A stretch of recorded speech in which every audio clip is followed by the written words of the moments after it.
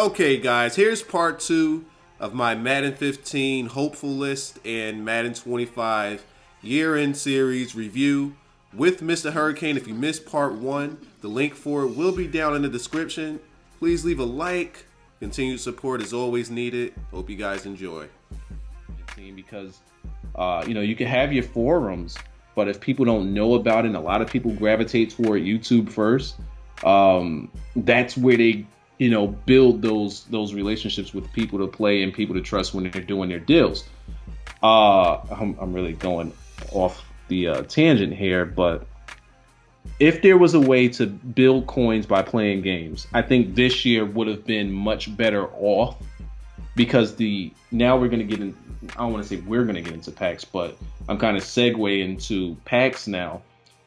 With the packs being as bad as they were, it wouldn't be as bad if it wasn't as hard to get coins.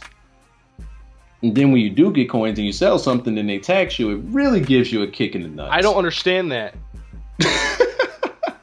I mean, it just seems like another small reason for you to not play games or not try to sell cards. Just go buy packs. And then when you look at the packs, I want to see what the Madden Reserve looks like. How much money is in there? Let's go on ahead to your next pro.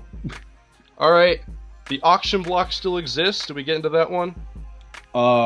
Okay, you mentioned that. We went backwards. So the auction block exists, which is good. Which is good, because I went and revisited NCAA Ultimate Team, so I can compare the two. I actually like if you want to tax someone for putting up cards, I like NCAA's method better. And their method is you get charged not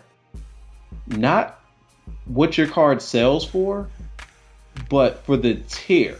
You get charged a certain amount depending on the tier that it is. So if it's a legend card in NCAA, you get charged about 500 coins to put it up. Okay, big deal. You'll make a lot more back.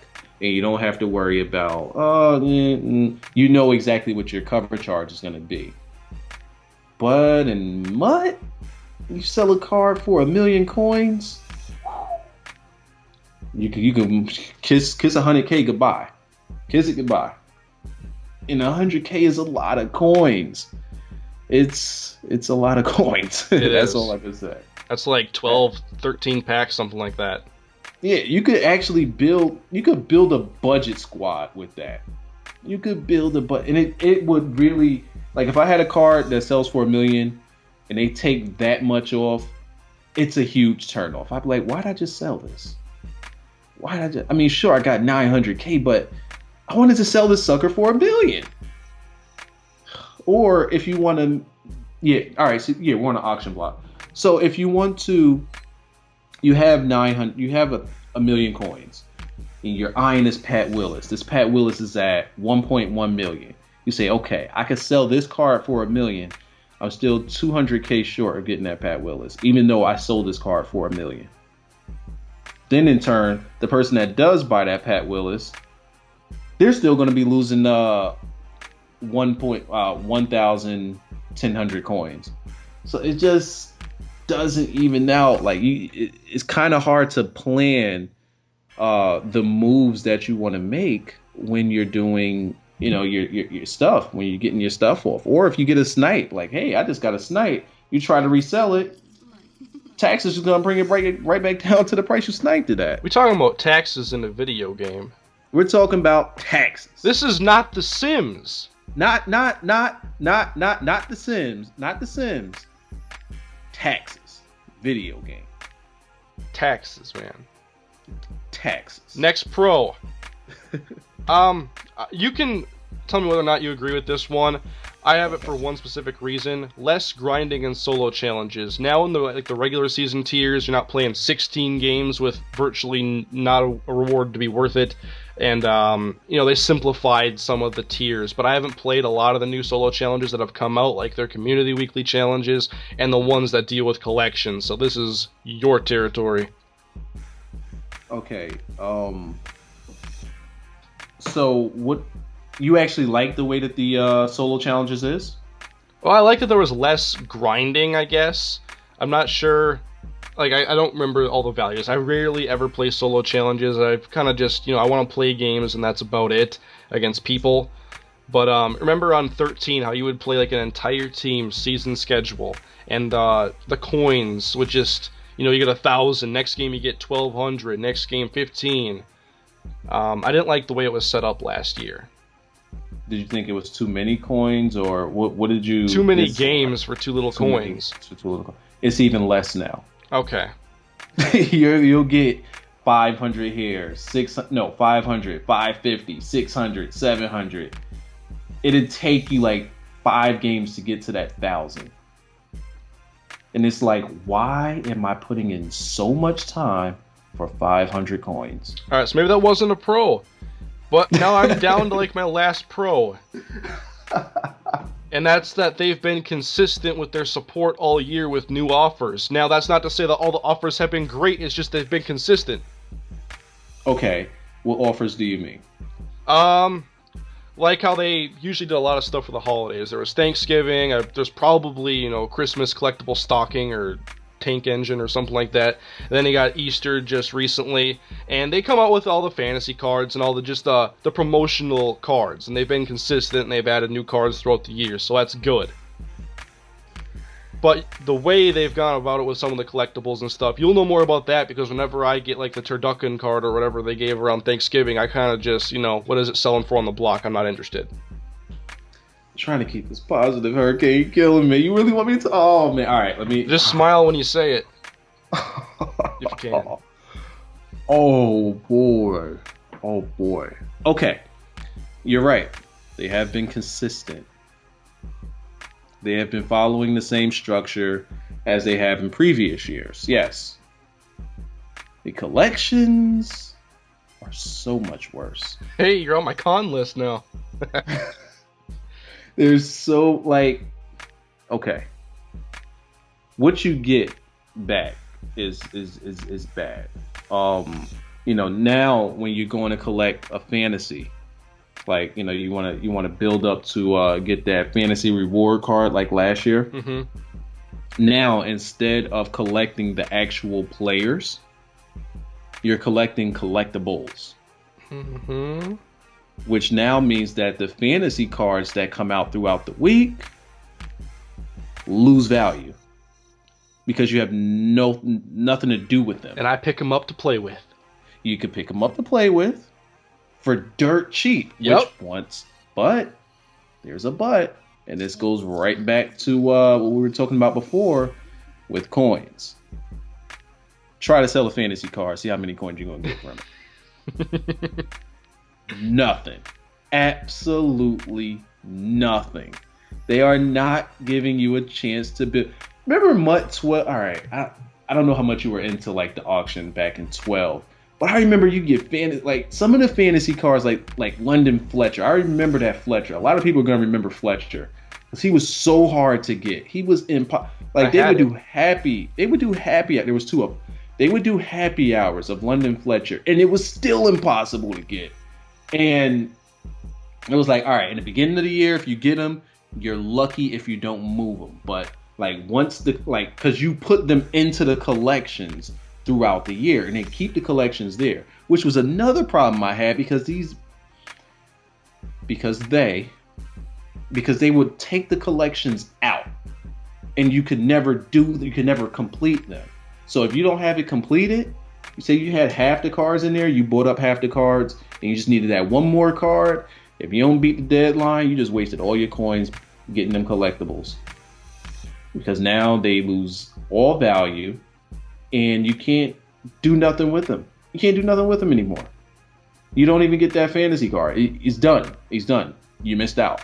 So now it's like, all right, so I got these fantasy cards, these players, which would have had value if they went into collections. But since they don't go into collections, they didn't do the position collections this year? They finally, and that's when I don't want to say they became of value because they still didn't really have much value. When they did the position collections, They did it all at once. Every single position came out at one time. And the issue that people would have with that is, as far as value and being able to build coin, is like, let's say we had 12 and 13. You don't know which position is coming out next.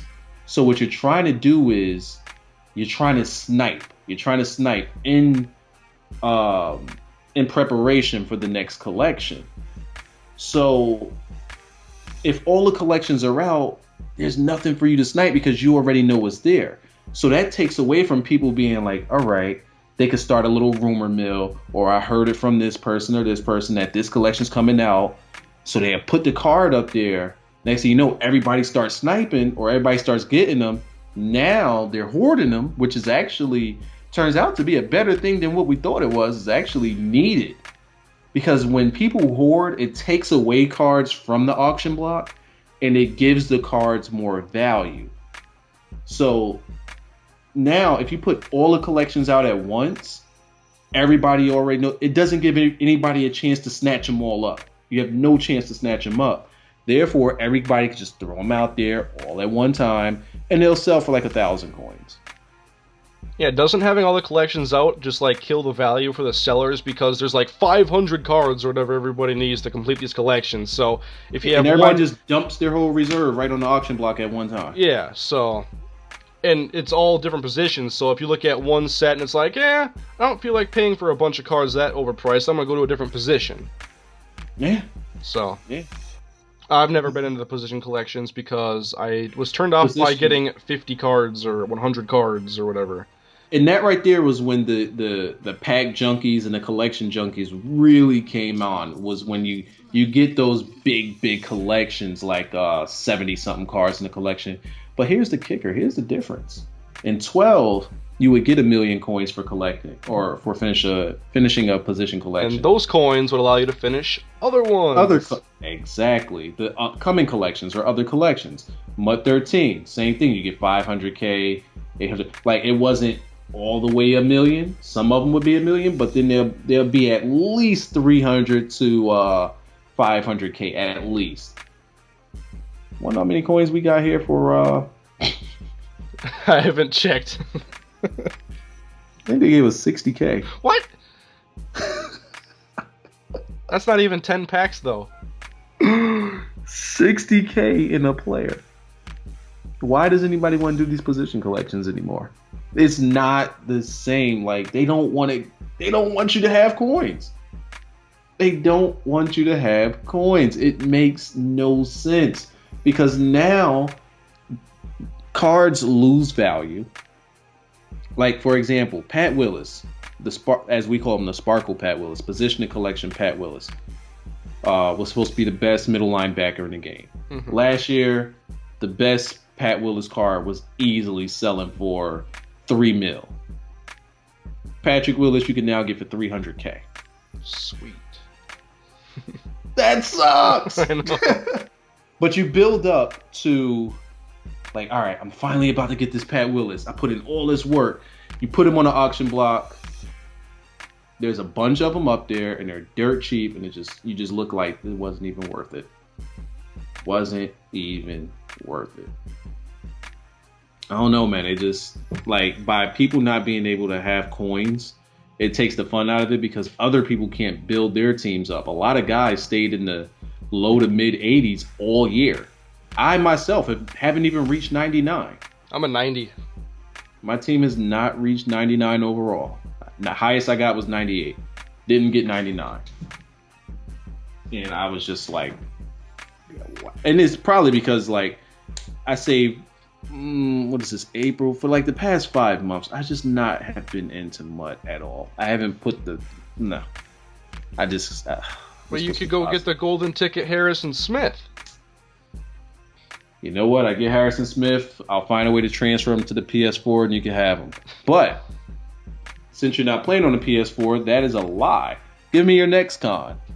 Or your first con. My next con, let's go. Well, I said no built-in wager system for cards or coins as a con, just because I think that it's time, and it's been time for a while. Now, here's the issue with that. I guess there are some laws that prevent gaming companies from doing that because they can consider it gambling or persuading kids to gamble. Okay. But it's online currency. It's game currency. It's not real money. It's not anything like that. But then again, if somebody wanted to, take them to court with it, they could say, well, we put real money into this, and it can be kind of considered not DLC. What do they call it? Microtransactions. Microtransactions, which is done with real money. So if I'm buying cards or packs or other coins with real money for your microtransactions, and I'm using this stuff to wager, then it can be considered monetary. But let's be real here. Call of Duty has had wager matches for how long now? But I don't think you've ever been able to get those with actual real money, so it's a little different. But I can see where you're coming from with this argument. There should be a way in which they got to figure out something to let people do their wager matches, because if not, people are just going to keep getting scammed. If they have a wager match system, then